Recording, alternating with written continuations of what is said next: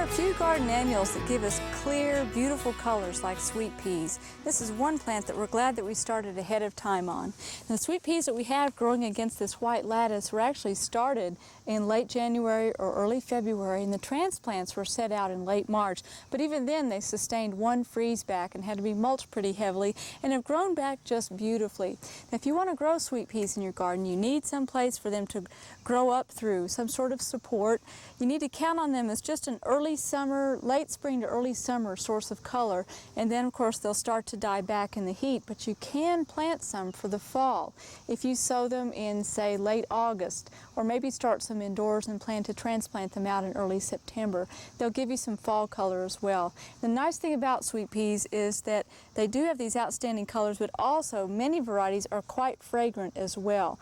Make sure that if you do plant them that you put them in a large mass, because the flowers are fairly small and they're not going to give you a huge color impact from a great distance unless they are massed together along a trellis such as this. Make sure that they get maybe a little bit of shade during the day. These are get about a half a day of sun depending on which side of the trellis they're on, and that helps them do real well. And for Oklahoma conditions, this is about as tall as they're going to get unless they're in just an extremely ideal site. But we're not going to complain about that. We'll take what we can get, even though in Europe they might be quite a bit taller.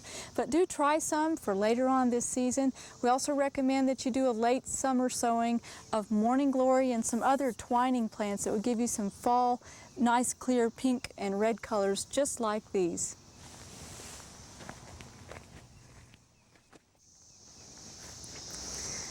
We always like to give you a follow-up on how things are doing that we plant in our studio gardens. We just want to take a look at these eggplant.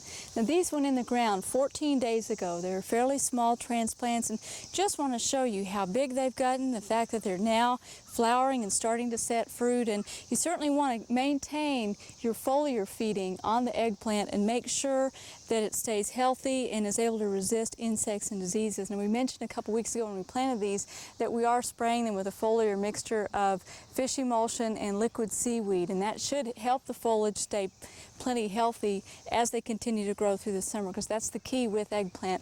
Let's take a look at something else that's doing really well, and that's our cantaloupe. Remember, we planted 3 varieties a couple of months ago in walls of water plant protectors, and they're really sprawling out now that the temperatures have gotten up.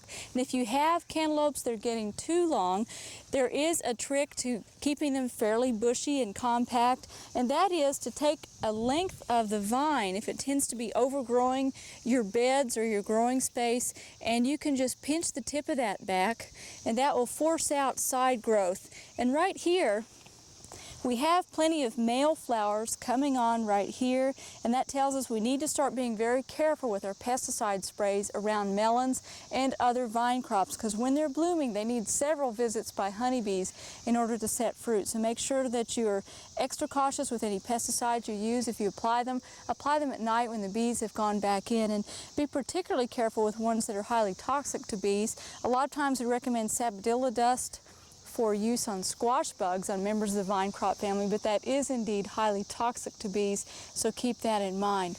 But do keep an eye on them. They are starting to set flowers now, and the female flowers will be along real soon. As soon as cross-pollination occurs, we should have some nice fruit setting on these, and we'll certainly want to keep them watered and fed the next few weeks to keep them growing and healthy.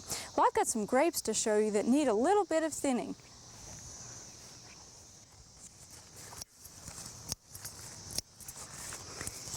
If you take a look at the grapevines that are growing around your yard right now, I'm sure you've noticed that they've finished blooming and are forming some really nice clusters.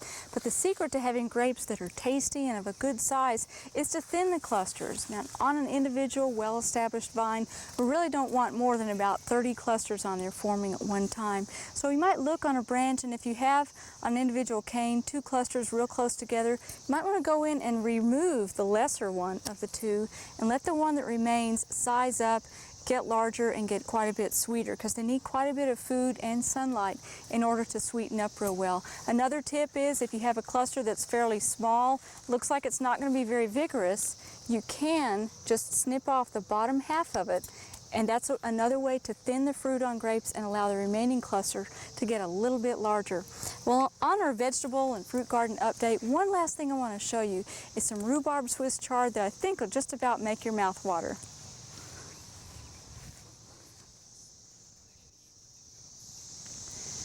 When you look at our edible landscape and how well it's filling in, you might think it'd be a shame to harvest this and ruin the design, but indeed that's the way that we maintain it.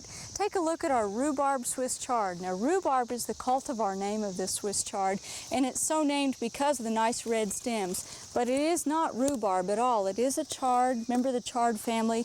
You can just snap off those outer leaves and harvest those for cooking, and that will help to maintain the plant and keep the crown part of it producing on through the summer. And that's the key to summer greens such as these, is to keep them harvested and stay ahead of them. And that's the nice part about chard, is that it will live through the heat of summer and thrive well in the shade. Well, out in the full sun part of this garden, we have some leaf lettuce that's also ready for harvest, and we'll be changing that out with some heat tolerant varieties later on this summer. Our broccoli is about ready for harvest, and in a few weeks we'll also be picking some potatoes and then switching this garden over to a summertime theme. But if you are growing greens such as these, be sure to stay ahead of them, and with chard, keep in mind that you can enjoy that by stir-frying it or cooking it into soups and stews. It's extremely nutritious. We hope you've enjoyed this classic from the Oklahoma Gardening Vault. Remember, even though these tips and techniques are timeless, there's always something new to learn in the world of gardening. By subscribing to both Oklahoma Gardening and OK Gardening Classics, you'll have access to a wealth of gardening knowledge, both classic and contemporary.